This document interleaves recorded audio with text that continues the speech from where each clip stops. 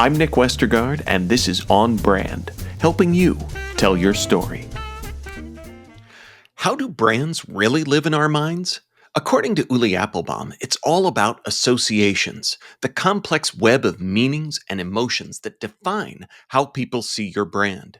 This week, we're talking to international strategy veteran and author of The Science of Brand Associations, Ulli Applebaum, who shares how we can use science, not guesswork, to build brands that stick. My interview with Ulli is coming right up. But first, Ulli Applebaum, welcome back to On Brand. It's been a minute. It has. Thanks for having me again, Nick. Really good to see you. So I am really intrigued by this idea of brand associations, because just when I think, after nearly 600 episodes of the On Brand podcast, that we've talked about all the different ways that you can slice, dice, look at brands, this idea of associations is one that I find intriguing on its own, to say nothing of the fact that it is rooted in science, which I think too often we get, as you note, into guesswork. So how did the idea present itself to you? Well, it's with a lot of head scratching, to be honest with you, because to your point, when I decided to look into brand association, my first place to go was Amazon, obviously, right, and see, okay, who has written anything about that? And what really surprised me, Nick, is that there is not one single book on Amazon, and Amazon has millions of books that focuses on brand associations, or that even has brand associations in its title. And yet, when you look at brand associations in the world of marketing, the concept has been present for something like 30 years. In the late 90s, people like Keller, academics like Keller or David Aker, started to use the concept to explain their brand equity model and these kind of things.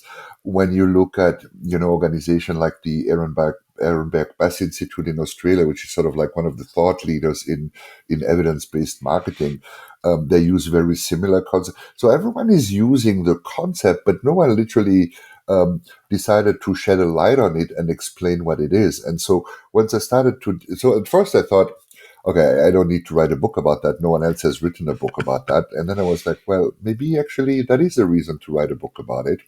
And I started to dig deeper into sort of like the science, and scientifically we know since 20, 30, 40 years how the brain works, how memories are formed in the brain, what contributes to strong memories. And that's what brand associations really are. They are memory networks, memory structures in your brain. And, I believe fundamentally that if you don't have a memory about a brand, you don't have a brand, period. You know what I mean? So an example I used recently is like, are you familiar with the brand Jaja in Indonesia?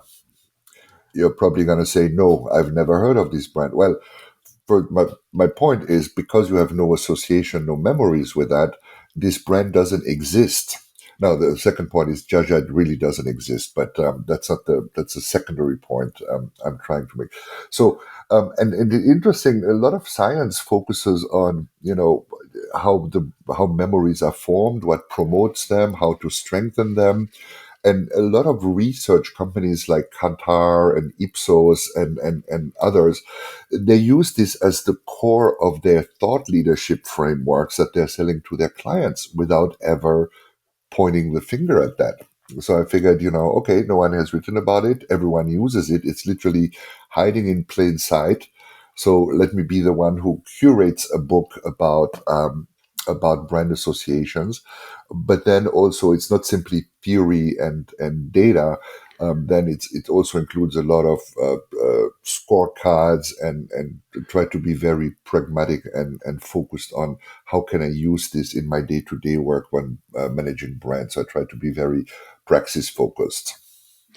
I think that's really important too, and I'm glad that you mentioned the scorecards and the pragmatism behind all of this, because the other idea that you talk about that I really like is you call brand associations the operating system of successful brands. How what does that end up looking like? And I love that you are focused on the day to day, pragmatism scorecarding of this, because I think a lot of times it is easy to get kind of stuck in theory when it Mhm. comes to brands. Yes. And to be honest, I'm a practitioner, so I love the theory. I love to understand the frameworks and how things work. But if it doesn't help me in my day-to-day job, it's pointless. I mean, it's we can Saturday night we can sit in front of a fireplace, smoke a cigar, drink a whiskey, and theorize about frameworks that are not applicable. I look for things that I can actually use in my day-to-day work. And the operating system really in the sense, so science shows us that memories are stored, neuroscience, in different parts of the brain based on the type of memory. So let's say a semantic memory, something company claims, a benefit claim, will be stored in a different part of your brain than your personal experience with a specific brand. It will be stored in a different part of the brain, but connected to each other. Um, if the brand name is associated, right? So those are elements. And what your operating system does, it manages these different parts of the brain and orchestrates this information, but then also helps you organize it so that when I say, McDonald's, you think automatically about the Archers, you think about, Happy Meal, you think about last time you went with your family. All this information just comes back together because your brain grabs the info from the different parts in your brain and brings it back top of mind. So when you think McDonald's, all of a sudden, like, ooh, I could use a burger for lunch. All of a sudden, you have the interest in going there. Or if you're on a road trip, maybe we should stop at the next McDonald's. And and so that's why I also look at it as, actually someone mentioned it as described it as an operating system, and I really liked it because it shows you how brands are formed and work in the brain of our consumers. And that's our job: create these memories, help build these memories. And as I said, we know exactly what to do. We don't need to guess. The science is there, the data is there to prove it. So it's literally a no-brainer in a sense. So memory and associations, it's kind of naturally something that invites us to look back, like with the McDonald's example. But in planning associations for your brand, what does that look like tactically, looking forward? If you are one of those brands that thinks, boy, I don't have that McDonald's level association that people have, where do you start? Well, you start with the consumer again, right? And so the interesting thing is, why do associations matter? Because research shows us and data shows us that when you are in a moment of purchase, the brand that will come to mind first with the right associations is the brand that will be picked. And it's the brand that's going to succeed.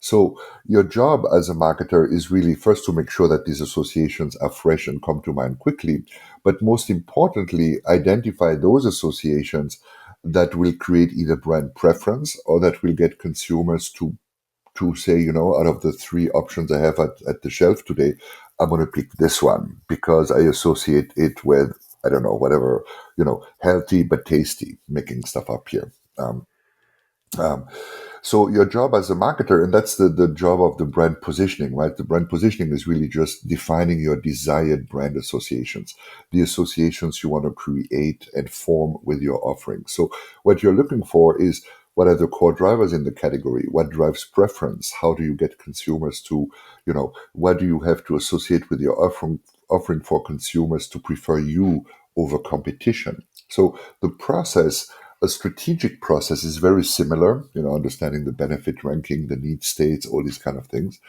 Um, but then limit them to a couple of them to make it manageable and try to tie them to your brand by communicating it, repeating it, communicating it in an emotional way, etc. So there are plenty of tricks to strengthen a memory in the brain of consumers.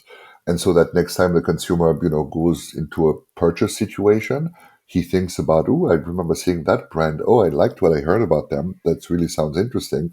I'm going to pick it, I'm going to buy it. So that's really what your at the core is like, define which association will create brand preference for your consumers when they are in a moment of purchase. That's really what your sounds simple. It's not as simple as it sounds, but the task is simple. It's hard to achieve, but the task is simple. Right. I've got another a question that's kind of stumping me, but I'm thinking you'll probably have a good answer for me. So we talk about associations. We talk about the happy McDonald's memories. What role do negative associations play with this? I mean, my gut tells me, oh, that's not a good thing. But Mhm. what? How does that fit into the brand association operating system? So, principally, negative brand associations basically are killer for your brand because there are reasons not to buy your brand. Um, um, I don't know. It might be the ingredients. It might be something the brand did. It might be something why you have an aversion, a bad experience you'd had with the brand, something that prevents you from buying this brand. Now, this is sort of like the starting point. The question then is always to ask yourself, who has a purchase barrier towards my brand, and how important is that segment for my brand success? And I'm talking about here, you're probably still familiar with the American Eagle Sweeney scandal. A lot of people, pushed back on this campaign. Those are barriers, right? I'm never going to buy you because it's racist, because it's sexist, because blah, blah, blah, blah, blah. It doesn't look like the brand has suffered from it, because the loud voices are not the buyers. So that's why I'm saying, look at who your buyers are. A few years ago, we had Chick-fil-A as well, right? Chick-fil-A, very strong in their religious belief, closed on Sundays, do not support gay organizations, etc., etc. And you might agree or disagree with it. That's not the point. It acts as I don't identify with the values of this company. I'm not going to go and shop at Chick-fil-A in the future. Then you see the success of this brand. It's mind blowing. So um, make sure you understand who are the people that have negative barriers, and do they matter to your brand. Now, if the consumers matter, then there are different ways to approach this, right? It can be a misinformation. The consumer has a misperception about your brand, and you try to correct it, to rectify it. Um, Emotions play a huge role, because McDonald's is a great example, right? And McDonald's in the US, in the last sort of like 10, 15 years, there was a lot of pushback against the quality of the food, against, sexual harassment complaints within the organization. So there was a lot of negative things coming up against McDonald's. You cannot fight that with rationals, but we want all our lawsuits, or the food is not as bad as you think if you eat it as part of a regular diet. Consumers don't care about these arguments. How did they fix it? They realized that each consumer has a personal experience with McDonald's, and each consumer, we've all been to McDonald's, let's face it, and we all have our preferred order. I always go to McDonald's, have my preferred order. We all do that. And so McDonald's was smart enough to realize this emotional connection we have with the brand is something we can leverage to rekindle the affinity and the positive associations consumers have with the brand. Now, then they took whatever this great Korean K-pop band, and the celebrities, to show that they also have their menu of choice, or their order of choice. But here's a beautiful example on how you use an emotional connection every one of us has with the brand to overcome rational arguments of why we shouldn't go to the brand. That's another example. But again, this is when you literally have negative associations that sort of like are factual, but that you cannot counter with better facts, if that makes sense. On Brand will be right back after this.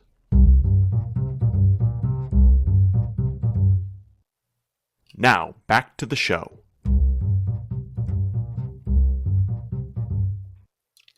So, we've been talking about McDonald's, and now I'm hungry. But that's beside the point. But you've worked with with Hallmark, Harley Davidson, these brands that have all sorts of strong brand association. Uh, Can smaller brands put these insights into practice? And if so, what might that look like if you don't have a Procter and Gamble research budget? Well, it's actually not the research budget. It's the money you invest in building your brand and how you invest it, right? So obviously, long established brands have a strong advantage over newcomers in terms of the brand assets, the brand memories they have. But you'd be surprised. I'm always surprised when I see how many big companies that have 100 years history are not leveraging and harvesting the assets they've created over the last 100 years. They always try to come up with something new as opposed to harvesting the strength, the associations they have. Um, that surprises me always. For newer brands, I think there are two things. It's extreme focus and extreme differentiation. And what I mean with that is um, we know that new brands need associations that give consumers a reason to switch from another brand to them. So basically, if I have a new brand of energy drink, I need you to switch from Monster or Red Bull or whatever else you're drinking back to my brand. So you need an association that does that. But then you also need to really stand out. And that's where I see the biggest challenge for most brands is we all say, oh yeah, the brand is different. But then you look at the brand in the context of its competitive environment, and there is nothing different about it. Um, I use in the book the example of the chocolate category. When you go to the chocolate aisle, you have browns, you have blacks, you have darks, you have, darkers and lighters and stuff, but it's all the same visual stimulation, so to say. Um, Whereas a few brands like Tony Chocoloni, they have blues, yellows, red. They really literally stand out. So a small brand really needs to radically stand out, and that is not easy to do when you are managing the brand because you think, well, my black is blacker than the black of my competitor. That should help me stand out. It's like, no, it really doesn't because consumers don't make a difference. Um, so being able to do that is essential. And initially, I thought, it's a subjective impression I have, but then I found a study from Ipsos, a big global research company, that showed they tested over 5,000 brand assets, with basically logo, color scheme, characters, and all these kind of things around the world with thousands and thousands of consumers, and they realized that, or they learned that only 15% of all brand assets tested out of 5,000, 15 Wow. really stand out. That means they stand out as, ooh, I recognize the shape of a Toblerone. It's a Hmm. triangle.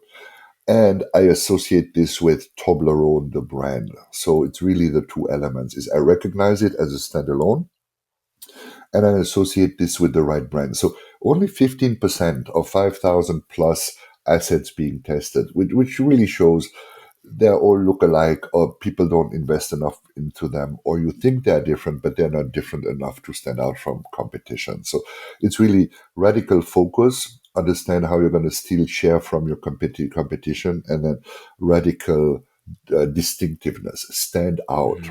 And research also show that even if you sell chocolate or whatever it is, even unique, if you want to stand out among the podcasters, if you always have a banana in your hand in every podcast, this is going to be more effective than not doing anything. So that's it. The distinctiveness doesn't need to be tied to who you are. And a banana is a simple distinctive example, so yeah, those are the two things a smaller brand would need to do. I don't have any bananas nearby. I do have some orange peels because I had a snack right before we hopped on. Orange peel works. You have to mention it though because they're hard to recognize. That's a little Yeah, I banana. Looks know, like I a know, and it banana. was a You little tiny orange, so it's a complex association. Back to the drawing board. It's gonna take time. So, in thinking of the time and the planning on this, is there a simple way for marketers listening to audit their current brand associations and have an idea on what might be in people's heads? So I should pay you for that question, Nick. Thank you so much.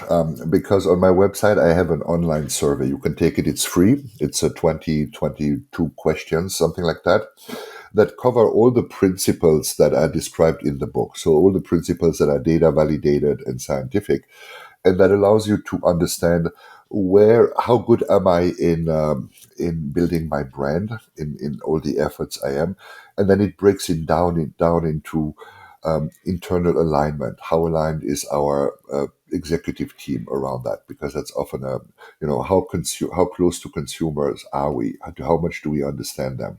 A whole 4 or 5 question focus on the quality of your brand positioning, because that's another thing, is the association that make out a brand positioning need to fulfill a series of scientific based criteria to work.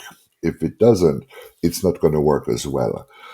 Then there are sort of like 10 or so, 14, I forgot, rules on how to build strong brand association networks in the mind of. So all that is known. So all you do is you fill out these, 20 questions, and within a minute you get uh, an automated analysis of your brand situation with advices and tips on what to do to remedy that, or to change that. Or if you don't want to take an online survey, you can go to my website and download all the scorecards that you can fill out yourself. And again, it gives you tips based on the assessment that you come up with. So it's very simple, and it's so much simpler than you think it is. It Yeah. blows my mind.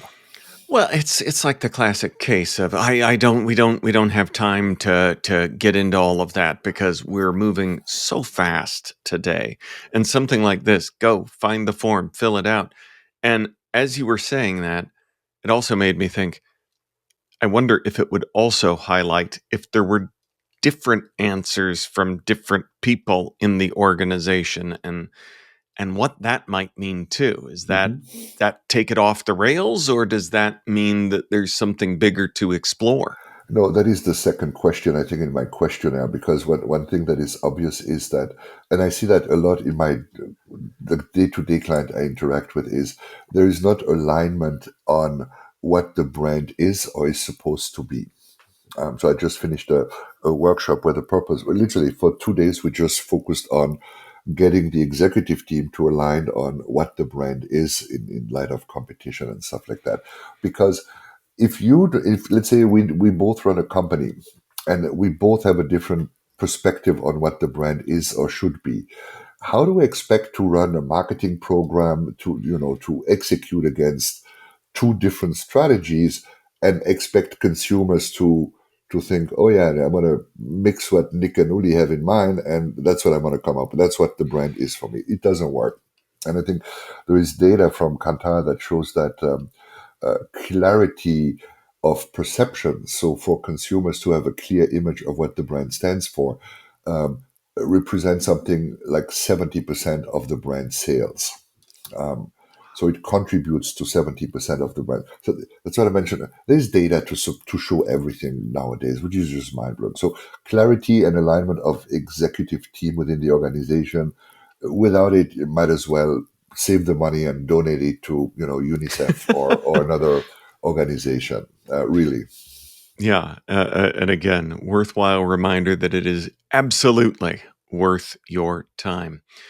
So we've talked about different brands, brand associations, and it occurs to me that I kind of, over the nearly 600 episodes of the show, ask people for a brand association as my wrap up question. I don't call it that, but it is, of course, the brand that's made you smile recently. So, what's a brand association of many that's top of mind for you, Uli? So you warned me already, and I'd had 45 minutes to think about it, and I didn't really come up with anything. I gotta say, so that's another interesting thing how brand associations work. One of the strongest brand I prefer the most is Kit Kat. But Kit Kat was, and the brand has been around for 80 years, 70 years, or something like that, um, around this idea of take a break, take a Kit Kat. And what I associate with it when I was a student still, or just starting my career, I was very much into watching case studies and the reels, advertising reels of, the Cannes winners and stuff like that. And Kit Kat for me was always associated with tremendous British, but tremendously funny and impactful advertising. Like, to give you an example, I need to look it up again. Is there's a photographer in a zoo in front of the bay of a panda, um, and you can see he's waiting for the panda to come out of his grotto. And so he can take a beautiful picture of the panda. And he waits and he waits and he waits, and nothing happens. And then eventually he says, "You know what? I'm going to take a break." So he turns around, turns his back to the pen, and opens a Kit Kat and really enjoys the Kit Kat. And behind him, you see the panda on ice skates that comes out and starts to ice skate on his little surface, and does flips and pirouette, basically all the things you wish you would be able to capture on camera. And then the guy finishes his Kit Kat, turns around, and the panda disappears again. And I've seen this like 25 years ago, but that's what I associate with Kit Kat. And when you look at the advertising they do today in the US, you just wonder, well, if I had hair, I would pull my hair. But this shows you also how powerful advertising can imprint a brand in your brain. So every time I think about Kit Kat, I think about that specifically. It's so bizarre. Well, it is an on-brand example for you, Uli, because it is sounds like a powerful brand association. So you talked a little bit about the audit earlier. Where can folks go to learn more about who you are and what you do? Thanks for asking. Best place is LinkedIn. Type my name into LinkedIn and I'll pop up. Or you go to firstthetrousers.com. So it's first-the-trousers.com. And there you will find on the homepage also the link to the online survey, or link to the various scorecards that you can download without any obligation. And you got to give me your email address. That's the only obligation. It's a small price to pay for that's some right. big You can get all questions that answered. for free and use it and apply it immediately to your job. Awesome. Well, we will link up to all of that in our show notes, which folks can always find at onbrandpodcast.com. Ulli Applebaum, thanks for being on brand with us. Thanks for having me, Nick. Always a pleasure. On Brand is part of the Marketing Podcast Network. If you like what you're hearing, if we've made you smile, you can always listen free on Spotify, Apple Podcasts, or whatever your favorite platform may be. And please take a moment and rate and review the podcast to help others find the show. Until next week, I'm Nick Westergaard, and I'll see you on the internet.